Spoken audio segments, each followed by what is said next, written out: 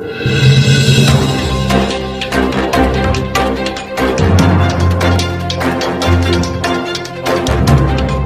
रहे हैं DDR news channel. मैं हूं राम निवास यादव। इस समय मैं उत्तर प्रदेश जनपद गोरखपुर विकास खंड बड़हलगंज के अंतर्गत ग्राम सभा खड़िया में उपस्थित हूं, कस्तूरबा गांधी विद्यालय पर।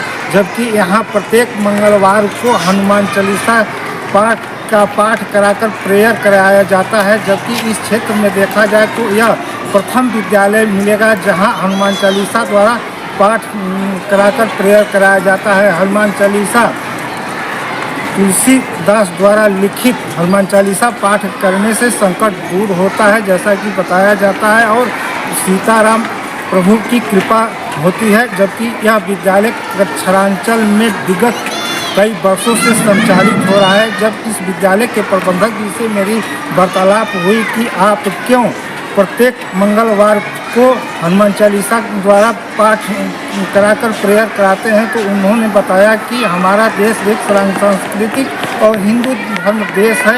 इसको देखते हुए बच्चों में शुरुआती दौर में अपने संस्कृत का पाठ पढ़ाना बहुत ही ज़रूरी है। इस सोच से मैंने प्रत्येक मंगलवार को हनुमान चालीसा का पाठ कराकर इस विद्यालय में प्रेयर करता हूं, ताकि बच्चों में शुरुआती दौर से ही हनुमान चालीसा का कंठस्थ हो जाए और उनको अपने धर्म पे चलने की शिक्षा मिल सके।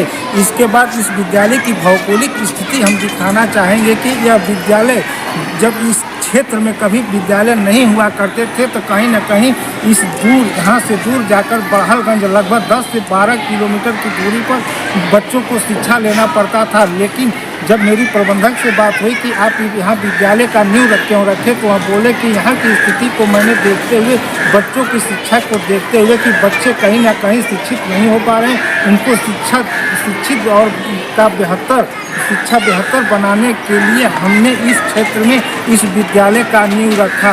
जबकि उन्होंने बताया कि इस विद्यालय की स्थिति हम दिखाना चाहेंगे कि बच्चों उनके खेलने और कूदने के लिए यहाँ कुछ उपकरण रखे गए हैं। सामने हम दिखाना चाहेंगे कि बच्चे के लिए झूला उधर लगाए गए हैं ताकि उनके स्वास्थ्य पर भी ध्यान रखा गया है। और उधर दिखाना चाहेंगे कस्तूरबा गांधी जूनियर स्कूल विद्यालय है, और इधर हम दिखाना चाहेंगे कि चारों तरफ से चारदीवारी कर दी गई है ताकि कोई छोटा पशु इस विद्यालय के प्रांगण में प्रवेश न कर सके, जिससे बच्चे चोटी न हो सके और बच्चे सुरक्षित रह सके। जबकि यह अप्रैल का महीना चल रहा है, इस समय तापमान लगभग 40 सेल्सियस डिग्री चल रही है। इसको देखते हुए जब मेरी प्रबंधक जी से बात हुई कि क्या आपके विद्यालय के कमरे वातानुकूलित है, तो उन्होंने कहा कि मेरे हर कमरे में जंगले लगे हुए हैं और हवादार सारे कमरे बने हुए हैं, और मैंने हर कमरे में पंखे और लाइट की भी व्यवस्था किया हुआ है। और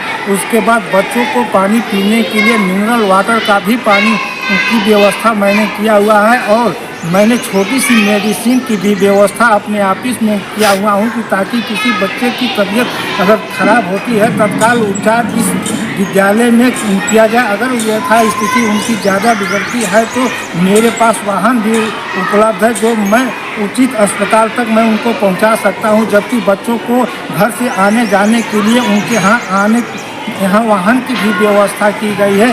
तमाम प्रकार की यहाँ वाहनें हैं, और बच्चों को सुरक्षित उनके घर से विद्यालय लाना और विद्यालय से उनके घर तक पहुँचाने यहाँ के प्रबंधक की जिम्मेदारी होती है। और प्रबंधक लगातार यहाँ 8 बजे उपस्थित हो जाते हैं।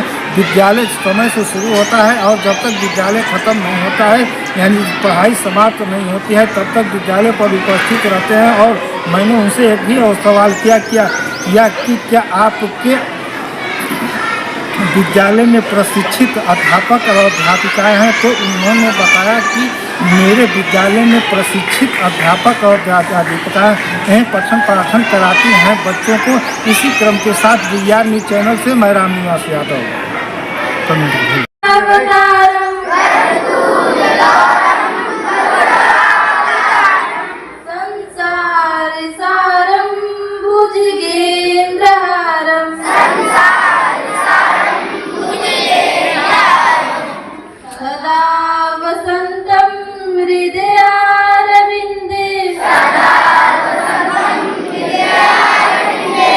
भावं भवानी सहित तं नमामि मनोजवं मारुतुल्यवेगं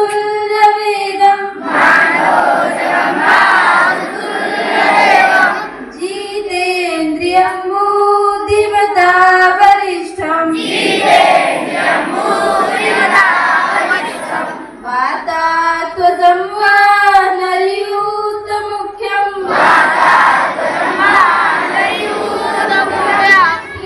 श्रीरामदूतं शरणं प्रपदे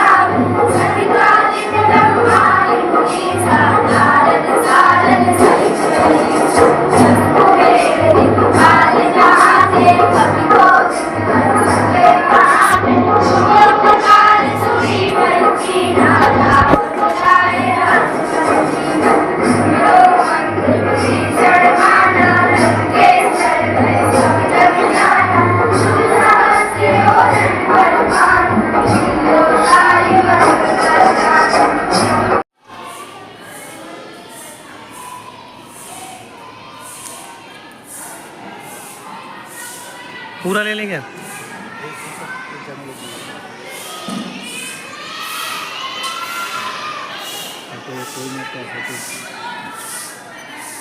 बस पुराने बस दोनों